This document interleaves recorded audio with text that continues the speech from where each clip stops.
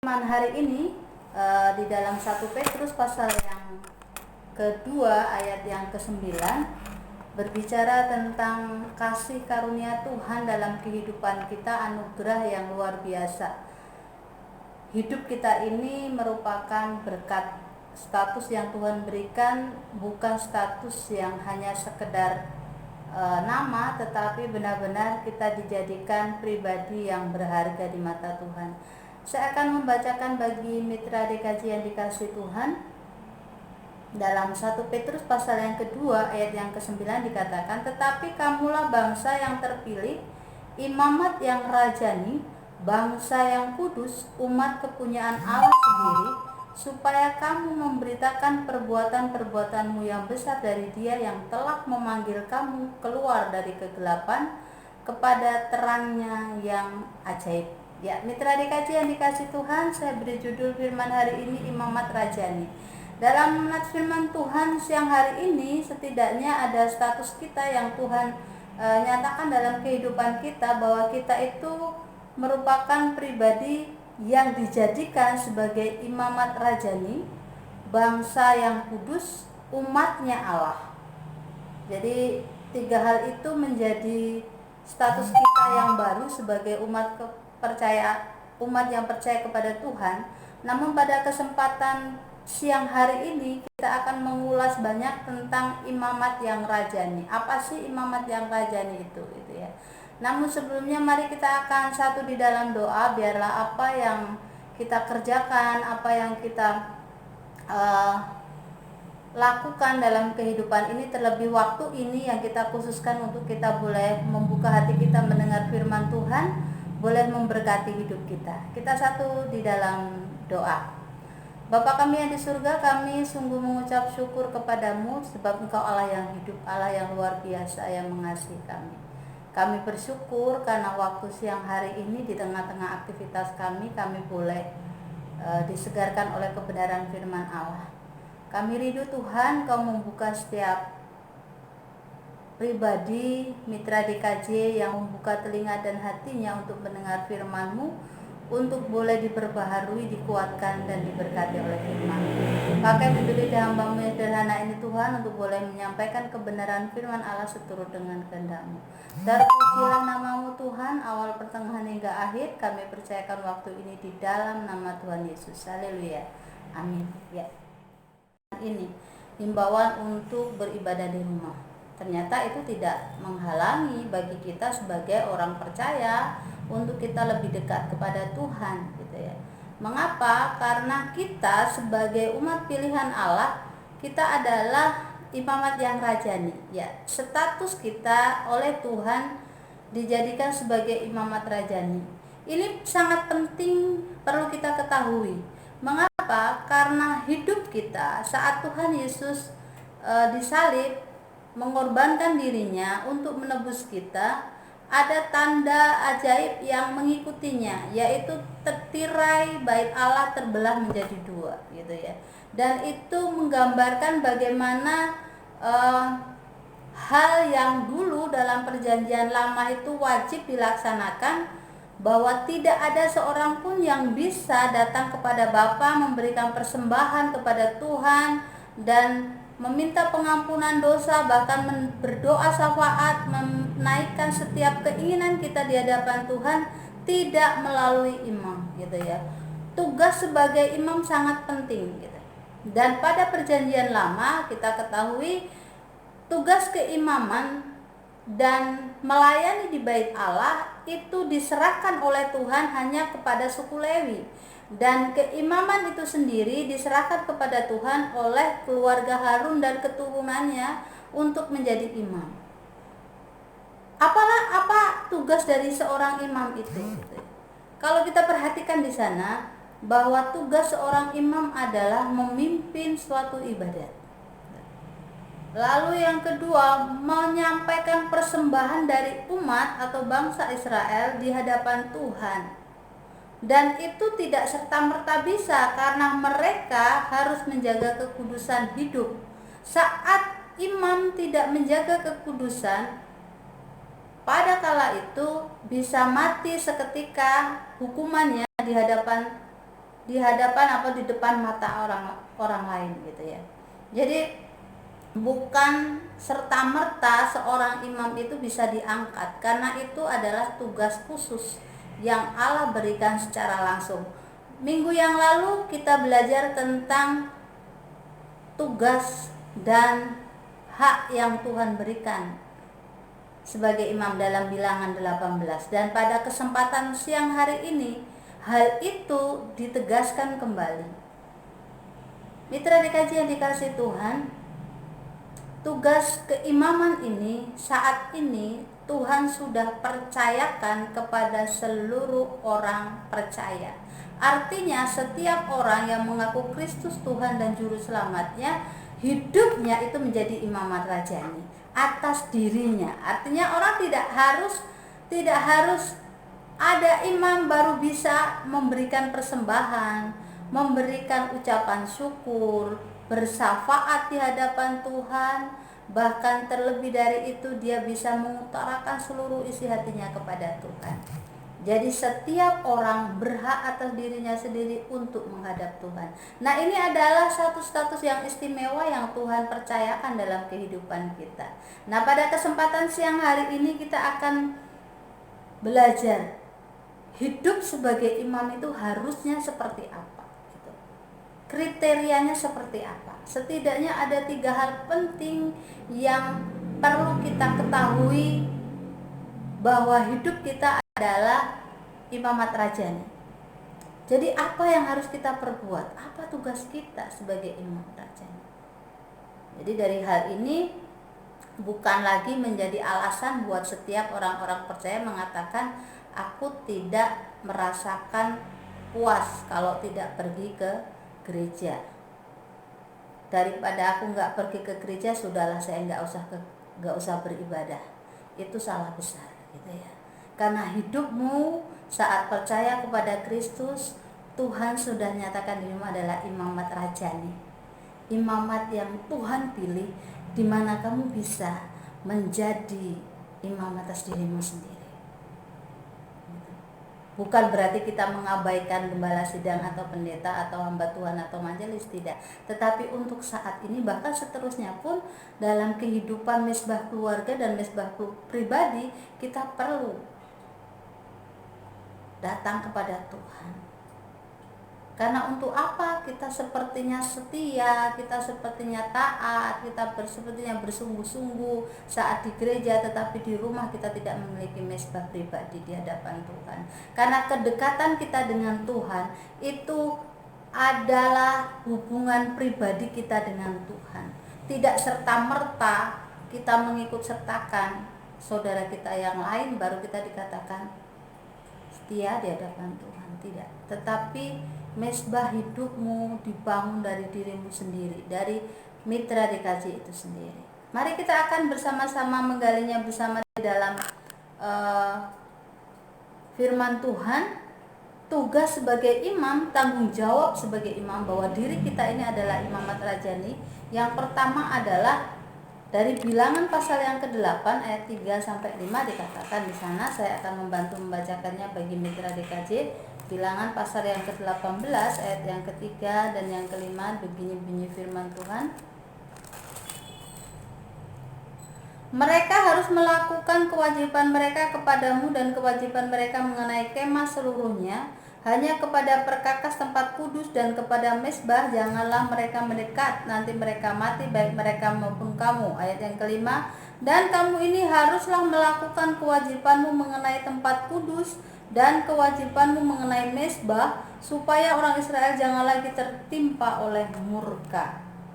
Ini mitra DKJ yang dikasih Tuhan. Hal yang pertama yang harus kita perhatikan, hidup kita ini adalah imamat rajani, adalah bahwa kita harus menjaga kekudusan hidup, gitu ya. Di dalam kehidupan Imam Harun dan juga suku Lewi, Tuhan katakan tugasmu adalah menjaga bait Allah, menjaga seluruh perlengkapan yang dipakai di dalam persembahan, menjaga seluruh peralatan yang ada di sana supaya tetap kudus, gitu ya. Dan yang jelas juga bahwa yang mengerjakannya juga harus kudus, gitu ya. Jadi ini merupakan tanggung jawab yang utama dari seorang imam dan yang mengerjakan di dalam bait Allah, yaitu suku Lewi itu sendiri. Kekudusan di dalam segala perlengkapan yang ada untuk persembahan di hadapan Tuhan itu hanya dipegang oleh suku Lewi dan Imam Harun dan seluruh keturunannya sebagai imam. Mengapa? Karena Tuhan mengkhususkan ini. Ini adalah kudus. Tempat atau bait Allah itu adalah kudus. Tidak seorang pun bisa menyentuhnya. Karena saat mereka menyentuhnya, bangsa itu mereka akan mati. Jadi kekudusan di dalam bait Allah itu bukan hal yang main-main atau pura-pura, tetapi sungguh-sungguh real dan akan terjadi benar. Saat mereka tidak sungguh-sungguh menjaga kekudusan itu, hukuman yang ada yaitu mereka mati. Nah, bagaimana dengan kita saat ini? Di dalam 1 Korintus 6 ayat yang ke-19 dikatakan, saya akan membantu membacakannya bagi mitra DKJ yang dikasih Tuhan. 1 Korintus pasal yang ke-6 ayat yang ke-19 dikatakan,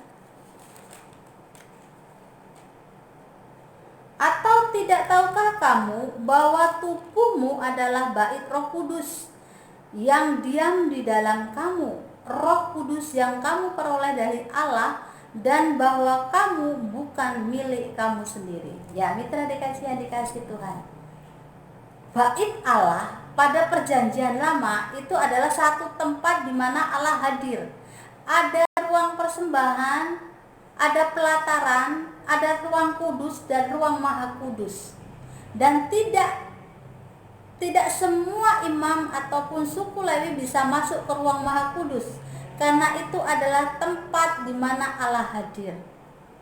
Gitu ya. Bait Allah adalah tempat di mana Allah hadir.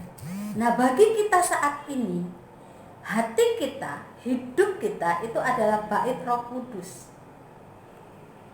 Kalau tempat kediaman Allah itu adalah bait Allah, otomatis itu adalah kudus. Dan hidup kita ini adalah bait Allah. Dikatakan di dalam 1 Korintus 6 ayat yang ke-19 tadi dikatakan, atau tidak tahukah kamu bahwa tubuhmu adalah bait Roh Kudus yang diam di dalam kamu? Ini mitra dikasih yang dikasih Tuhan. Tanggung jawab kita sebagai imamat rajani adalah menjaga kekudusan. Mengapa? Karena hidup kita ini adalah baitnya Roh Kudus. Tuhan itu ada dalam hati kita. Saat kita mendeklarasikan Tuhan itu Yesus, Tuhan itu Tuhan dan Juru Selamat kita, saat itulah Roh Kudus hadir dalam hidup kita. Dan Tuhan Yesus itu diam di dalam diri kita. Dan tanggung jawab kita sebagai imamat rajani adalah menjaga kekudusan bait Allah, yaitu diri kita. Bagaimana caranya? Dengan sikap hidup kita, dengan perkataan kita, dengan tindakan kita, dengan apapun yang ada dalam hidup kita. Prinsipnya adalah kita menjaga hidup kita, karena hidup kita ini adalah bait Allah. Bait Allah itu dengan pikiran-pikiran yang jahat, dengan hati yang busuk, dengan iri hati, iri dengki. Dikatakan di dalam 1 Korintus 6 ayat yang ke-19 tadi bahwa kamu bukan milik kamu sendiri, kamu adalah milik Allah. Dalam 1 Petrus 1 ayat yang ke-18 dikatakan di sana bahwa ini adalah karya penyelamatan dari Kristus. Begini bunyi firman Tuhan, sebab kamu tahu bahwa kamu telah ditebus dari cara hidupmu yang sia-sia yang kamu warisi dari nenek moyangmu itu bukan dengan barang yang fana, bukan pula dengan perak atau emas, melainkan dengan darah yang mahal, yaitu darah Kristus, yang sama seperti darah anak domba yang tak bernoda dan tak bercacat. Ini karya penyelamatan Kristus. Saat kita ditebus oleh Tuhan, Tuhan harus menggantikan kita di kayu salib, bukan serta-merta hanya karena Tuhan ingin dilihat diperhatikan oleh dunia. Tidak, tetapi itu adalah karya Tuhan, karya penyelamatan yang Tuhan lakukan untuk menebus hidup kita. Dan saat itulah Tuhan mendeklarasikan bahwa engkau adalah milik. Karena hidup kita ini sudah ditebus, harganya telah lunas dibayar. Bukan dengan emas atau perak yang bisa lenyap, tetapi dengan darah yang mahal, yaitu darah Kristus. Mengapa kita perlu menjaga hidup kita, kekudusan kita? Karena Tuhan telah menebus hidup kita. Di dalam Roma 6 ayat yang ke-13 dikatakan,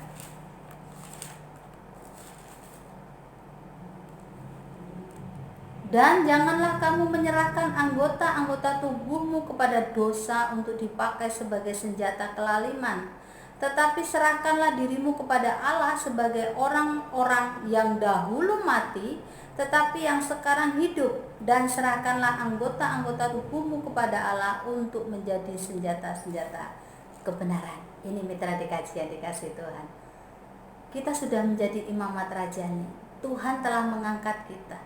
Saat kita harus bertemu dengan Tuhan, kita tidak perlu menggunakan protokoler yang sangat detail seperti pada perjanjian lama.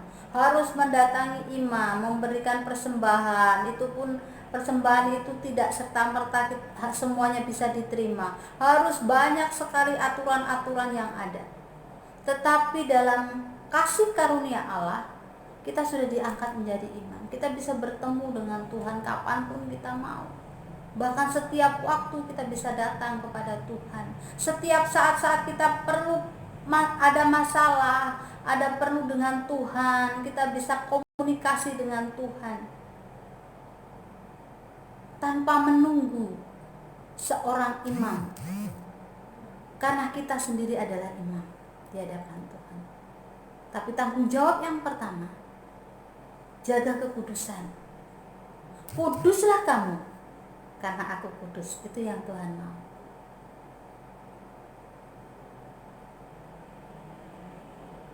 Seringkali kita jatuh ke dalam hal ini.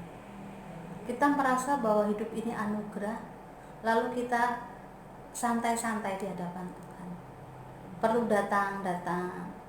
Apakah benar orang percaya, orang Kristen itu datang kepada Tuhan hanya seminggu sekali saat hari Minggu? Tidak. Itu hanya ritual.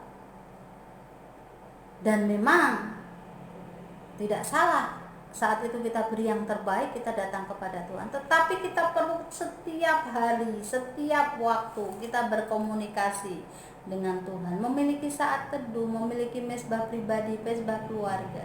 Jadi jangan berkecil hati kalau saat ini melalui pandemi ini Tuhan mengingatkan kepada kita bahwa kita juga bisa datang kepada Tuhan secara pribadi. Tidak menghalangi untuk kita bisa bersekutu dengan Tuhan. Jadi jangan pernah jemu-jemu dalam keluargamu, mitra dikasih yang dikasih Tuhan. Dalam hidupmu engkau bisa datang kepada Tuhan setiap waktu. Persekutuan dengan saudara seiman itu penting. Tetapi persekutuan pribadi kita dengan Allah itu sangat lebih penting. Karena saat seseorang memiliki hubungan yang intim dengan Tuhan, hidupnya akan dikendalikan oleh Tuhan itu sendiri. Apapun keputusan-keputusan yang ada dalam hidupnya, Tuhan ada bersama dia. Langkah kita tetap maju, dan Tuhanlah yang akan menuntun hidup kita. Tugas sebagai imam, jaga kekudusanmu. Segala dikatakan peralatan-peralatan dalam bait Allah itu adalah segala anggota tubuhmu, yang tadi dikatakan di dalam Roma. Anggota-anggota tubuh kita. Jangan sampai tangan kita melakukan dosa dan kesalahan, mencuri, menampar, berbuat kekerasan. Lalu kita berkata, kita mengucap syukur, oh itu keliru. Mulut kita memuji Tuhan, tetapi tangan kita tidak. Mulut kita memuji Tuhan, tetapi hati kita tidak. Mulut kita memuji Tuhan, tetapi kaki kita melangkah ke dunia-dunia yang jahat. Itu juga tidak benar. Jadi seluruh hidup kita ini adalah peralatan yang Tuhan berikan untuk kita datang kepada Tuhan. Jaga dan rawat dengan kekudusan Tuhan. Itu yang pertama. Lalu yang kedua, tugas sebagai imam, yaitu memberikan atau menyampaikan persembahan. Jadi pada zaman Perjanjian Lama, kalau kita boleh kembali melihat dasarnya, bahwa dulu pada saat bangsa Israel harus datang kepada Tuhan, mereka melakukan dosa dan kesalahan, mereka ada korban yang harus diberikan. Korban ucapan syukur, korban penghapusan dosa, korban penebusan salah, korban persepuluhan, korban panen pertama atau hulu dan lain sebagainya. Banyak sekali persembahan-persembahan yang diberikan untuk Allah sebagai pengabdian bangsa Israel. Dan itu semua yang menyampaikan adalah imam. Mari kita lihat di dalam 1 Samuel pasal yang kedua, ayat yang ke-28. Dikatakan di sana, dan aku telah memilihnya dari segala suku Israel menjadi imam bagiku, supaya ia mempersembahkan korban di atas mezbahku, membakar ukupan dan memakai baju efod di hadapanku. Kepada kaummu telah kuserahkan segala korban api-apian orang Israel. Ayat yang ke-35, dan aku akan mengangkat bagiku seorang imam kepercayaan yang berlaku sesuai dengan hatiku dan jiwaku, dan aku akan membangun baginya keturunan yang teguh setia, sehingga ia selalu hidup di hadapan orang yang kuurapi. Ini mitra dikasih yang dikasih Tuhan. Tugas imam yang kedua adalah memberikan persembahan di hadapan Allah. Zaman dahulu Imam Eli dan seluruh suku Lewi dalam mempersembahkan korban dari bangsa Israel, umat kepunyaan Allah, itu mereka yang memimpin, mereka yang memberikan. Seluruh aturan sudah Tuhan sampaikan.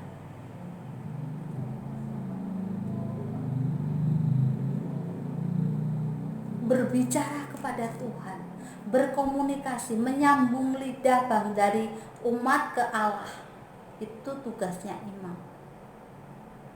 Dan kalau umat, yaitu bangsa Israel, memberikan korban persembahan, korban bakaran, korban ucapan syukur, korban penebusan salah, korban keselamatan dan lain sebagainya, itu melalui imam.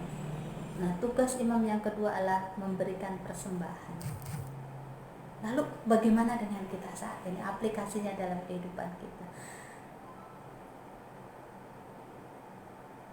Tuhan inginkan bahwa kita juga mau sebagai imam ini memberikan persembahan di hadapan Allah. Lalu persembahan yang bagaimana yang Tuhan inginkan? Apakah persembahan korban, persembahan ukupan dan lain sebagainya? Tidak. Itu sudah digantikan oleh Yesus di atas kayu salib. Mengapa orang Kristen, orang percaya itu sekarang tidak ada korban? Karena Tuhan Yesus sudah menjadi korban darah domba Allah, yang menggantikan seluruh korban-korban yang harus dipersembahkan oleh manusia kepada Tuhan, digantikan oleh Yesus. Dan itu sudah lunas dibayar. Lalu apa yang harus kita persembahkan kepada Tuhan? Coba kita buka di dalam Roma 12 ayat yang pertama dan yang ketiga. Di sana dikatakan, Roma pasal yang ke-12 ayat yang pertama sampai yang ketiga dikatakan, karena itu saudara-saudara, demi kemurahan Allah aku menasihatkan kamu supaya kamu mempersembahkan tubuhmu sebagai persembahan yang hidup, yang kudus dan yang berkenan kepada Allah. Itu adalah ibadahmu yang sejati. Ini kita dikasih Tuhan.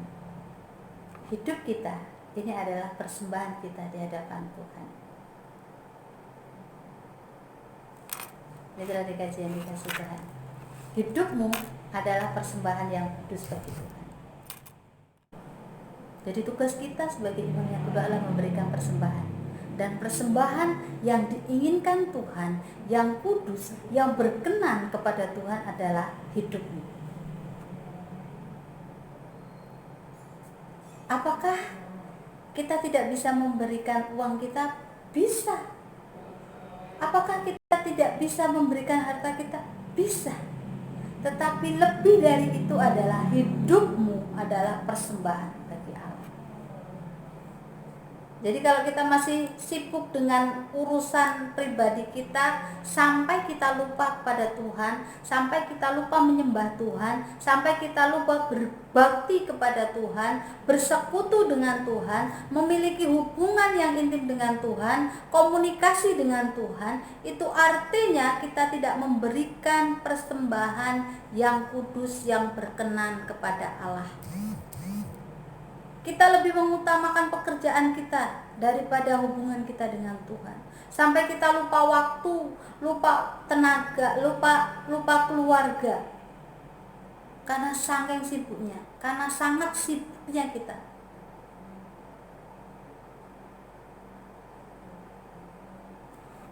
Jadi mari, jangan sampai kesibukan kita, jangan sampai hidup kita melebihi dari yang Tuhan mau. Tapi kita mau bahwa hidup kita itu adalah seturut dengan kehendak Tuhan. Jangan lupakan persekutuan yang intim dengan Tuhan. Itu penting. Meskipun saat ini tidak bisa bersekutu bersama dengan anggota yang lain, tetapi engkau harus memperhatikan bahwa hubunganmu dengan Tuhan itu bukan hubungan yang manipulasi, yang hanya sekedar hadir. Karena saat kita datang kepada Tuhan dengan kesendirian kita, kitalah yang aktif dengan Tuhan. Jadi kalau Roma tadi katakan, persembahkanlah tubuhmu. Hai engkau kaum muda, mitra dikasih yang dikasih Tuhan, jangan berkata aku masih terlalu muda, masih ada orang di atasku yang bisa untuk melayani Tuhan. Lalu kita santai dengan hidup kita. Oh masih sangat muda, masih banyak waktu. Lalu yang tengah baya katakan aku sudah banyak makan asam garam, masih ada yang lebih muda dari aku. Lalu kita hidupnya santai sampai tengah baya. Nanti juga kalau sudah dewasa, kalau sudah umurnya waktunya tiba, saya juga akan melayani Tuhan. Lalu usia kita sudah menjadi tua dan kita katakan aku sudah nggak mampu lagi, fisikku sudah lemah. Masih banyak yang muda, yang kuat, yang berpotensi, yang bisa melayani Tuhan. Akhirnya Tuhan katakan waktunya engkau pulang ke rumah Bapa. Dan dia katakan, Tuhan, aku mau memberikan hidupku pada Tuhan. Bukan hidup yang seperti itu yang Tuhan mau, tetapi tubuh yang masih hidup, yang masih kuat, yang masih bisa berpikir, yang masih banyak tenaga, yang masih kreatif. Itu yang Tuhan mau. Berikan untuk Tuhan hidupmu. Jadi kalau Tuhan meminta waktumu, jangan kamu bilang Tuhan waktuku tidak cukup. Mengapa? Orang lain bisa. Karena waktu yang Tuhan berikan sangat 24 jam dalam hidup kita. Oleh karena itu berikan waktumu untuk Tuhan. Jangan hanya untuk dirimu sendiri. Keluarga penting, tetapi janganlah keluarga menjadi halangan kita untuk boleh melayani Tuhan, untuk boleh memberikan hidup kita kepada Tuhan. Karena dari hidup kita dipersembahkan kepada Tuhan, keluarga kita pun akan diberkati oleh Tuhan. Jangan takut. Hidupmu adalah bait Allah yang Tuhan sudah siapkan. Persembahkan hidupmu kepada Tuhan. Gitu ya. Di dalam Roma pasal yang 12 ayat yang ke-13 dikatakan di sana, dari ayat yang ke-11, janganlah hendaknya kerajinanmu kendor, biarlah rohmu menyala-nyala dan layanilah Tuhan. Bersukacitalah dalam pengharapan, sabarlah dalam kesesakan, dan bertekunlah dalam doa. Bantulah dalam kekurangan orang-orang kudus, dan usahakanlah dirimu untuk selalu memberikan tumpangan. Ini adalah praktek-praktek hidup yang bisa kita kerjakan sebagai persembahan tubuh kita. Apa saja? Jangan kendor di dalam melayani Tuhan. Jangan kendor dalam kerajinanmu. Tetap bersukacita dan berpengharapan meskipun dalam kondisi yang tidak nyaman sekalipun. Dalam kondisi yang mungkin Tuhan percayakan kepada kita untuk kita bisa bertahan. Itu persembahan tubuh kita, gitu ya. Karena saat kita mau bertahan di dalam pengharapan di dalam Tuhan, meski dalam kondisi yang sulit sekalipun, Tuhan katakan apa? Itu yang terbaik. Tuhan yang akan memberikan kekuatan. Meski dalam kesesakan, bertekun dalam doa. Dan ini yang seringkali dilalaikan oleh anak-anak Tuhan. Bantulah dalam kekurangan orang-orang kudus. Kita diajari untuk memperhatikan hamba-hamba Tuhan.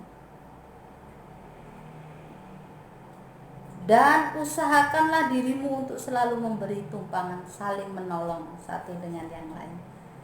Ini contoh-contoh di dalam kita bisa mempersembahkan hidup kita, tubuh kita di hadapan Tuhan. Lalu poin yang ketiga, berdoa, syafaat, dan saling mendoakan. Ini sangat penting mitra dikasih Tuhan. Tugas imam yang ketiga adalah berdoa. Baik itu menyerahkan pergumulannya umat, lalu dipercayakan dan disampaikan kepada Tuhan, atau pesan Tuhan untuk umat juga melalui imam. Nah, saat ini tugas seorang imam, yakni diri kita ini adalah bersyafaat dan berdoa. Buka di dalam 1 Timotius pasal yang kedua, ayat yang pertama dan yang kedua. Begini bunyi firman Tuhan. Pertama-tama aku menasihatkan, naikkanlah permohonan, doa syafaat dan ucapan syukur untuk semua orang, untuk raja-raja dan untuk semua pembesar, agar kita dapat hidup tenang dan tentram dalam segala kesalehan dan kehormatan. Itulah yang baik dan yang berkenan kepada Allah Juru Selamat kita. Ini mitra dikasih. Tugas imam yang ketiga adalah berdoa dan mendoakan, bersyafaat di hadapan Tuhan. Seringkali kita menjadi umat Tuhan tetapi berkarakter peminta-minta. Mengapa saya katakan seperti itu? Banyak sekali anak-anak Tuhan yang datang kepada Tuhan hanya karena pergumulan, hanya karena masalah baru dia datang kepada Tuhan. Meminta pertolongan Tuhan. Tuhan, dia bersedih, dia menangis di hadapan Tuhan, tolong aku Tuhan, aku punya masalah, aku punya pergumulan. Tetapi saat dia ada berkat, ada sukacita, dia lupa akan Tuhan. Tetapi saat ini kita diingatkan bahwa tugas kita sebagai imamat yang rajani adalah berdoa. Bukan hanya sekedar mengungkapkan apa yang menjadi kebutuhan kita. Karena sebenarnya Tuhan sudah tahu apa yang menjadi kebutuhan kita. Dikatakan carilah dahulu kerajaan Allah dan kebenarannya, maka semuanya itu akan ditambahkan kepadamu. Prioritas doa kita saat di hadapan Tuhan tidak cukup hanya sekedar permintaan atau permohonan atas kebutuhan kita, karena itu semua sudah Tuhan siapkan. Lalu apa yang kita sampaikan? Yaitu syafaat. Dikatakan di sini berdoalah, syafaat dan ucapan syukur, mengucap syukur untuk semua orang. Ini seringkali dilalaikan. Mengucap syukur di dalam doa kita. Bersyukur untuk apapun yang ada dalam hidup kita. Bahkan di sana dikatakan berdoa untuk semua orang. Siapa yang ada dalam hidupmu, tetanggamu, keluargamu, suami, istri, anak-anakmu, saudara-saudaramu. Bahkan di sana berdoa untuk raja-raja dan semua pembesar. Kita perlu mendoakan pemimpin kita, baik itu pemimpin di dalam gereja, baik itu pemimpin di dalam pekerjaan, baik itu pemimpin di dalam masyarakat, baik itu dalam pemerintahan, bahkan di dalam dunia ini. Doakan mereka, syafaatkan mereka. Jadi tidak cukup kita hanya nafas hidup orang percaya adalah doa. Bayangkan kalau kita tidak bernafas 1 menit aja, apa yang terjadi dalam hidup kita? Oksigen dalam otak kita akan berhenti dan itu membahayakan. Bisa stroke sampai kematian kalau tidak bisa bernafas. Lalu kalau simbol pernafasan itu adalah doa bagi orang percaya, itu artinya setiap hari kita harus berdoa. Apa yang perlu kita berdoakan? Mengucap syukur kepada Tuhan atas hidupmu.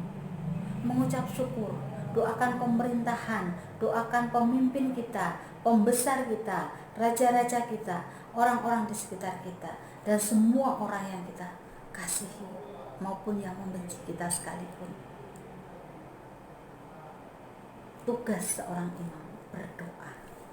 Mitra dikasih, ada 3 hal.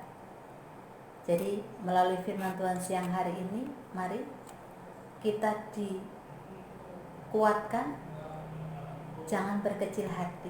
Kalau kita belum bisa bertemu dengan saudara-saudara kita seiman, saling memuji Tuhan bersorak-sorai, bangun mezbah dalam keluargamu, dalam hidupmu di hadapan Tuhan, karena engkau adalah imamat rajani. Mitra dikasih yang dikasih Tuhan. Yang kita lakukan yang pertama adalah jaga kekudusan bait Allah, yaitu hidup kita dengan perkataan, dengan tingkah laku, dengan pikiran, dengan apapun. Menjaga kekudusan. Ini kita sebagai imam. Imam gak kudus mati di hadapan Allah. Begitu juga dengan hidup kita. Kekudusan itu penting, karena yang kita hadapi adalah Allah yang kudus, dan Tuhan mengendaki kekudusan itu ada dalam hidup kita. Jaga bait Allah, yaitu hidup kita. Lalu yang kedua, berikan persembahan di hadapan Tuhan. Melalui apa? Hidupmu. Kalau engkau bekerja, bekerjalah dengan maksimal untuk hormat dan kemuliaan Tuhan. Apapun yang kamu lakukan dan kerjakan, lakukanlah seperti untuk Tuhan. Itu persembahan hidup, persembahan diri, pemberian kita di hadapan Tuhan. Lalu yang ketiga, tugas seorang imam adalah berdoa. Mitra dikasih yang dikasih Tuhan, jangan pernah berhenti berdoa. Jangan cuma berdoa waktu kita butuh, jangan cuma berdoa pada waktu kita ingat, jangan berdoa pada waktu kita diingatkan, tetapi setiap waktu kita harus berdoa di hadapan Tuhan. Bukan untuk meminta yang kita butuhkan, tetapi kita saling mendoakan, saling mendukung, saling mendorong orang-orang di sekitar kita, bahkan para pemimpin-pemimpin kita perlu kita doakan. Dikatakan di sana supaya apa? Kita hidup dengan tenang dan tentram. Ini mitra dikasih. Memiliki pemimpin yang takut akan Tuhan sama artinya kita menikmati karya-karya Allah dalam hidup kita. Oleh karena itu kita perlu mendoakan para pemimpin supaya mereka memiliki hikmat bijaksana yang dari Tuhan. Diberikan kebijaksanaan dalam mengambil satu keputusan, dan keputusan itu berdampak sosial bagi seluruh masyarakat Indonesia dan bagi diri kita sendiri. 3 hal ini penting, dan kembali saya ingatkan bahwa tidak ada masalah kalau saat ini kita harus mengalami lockdown dalam pribadi, stay di rumah.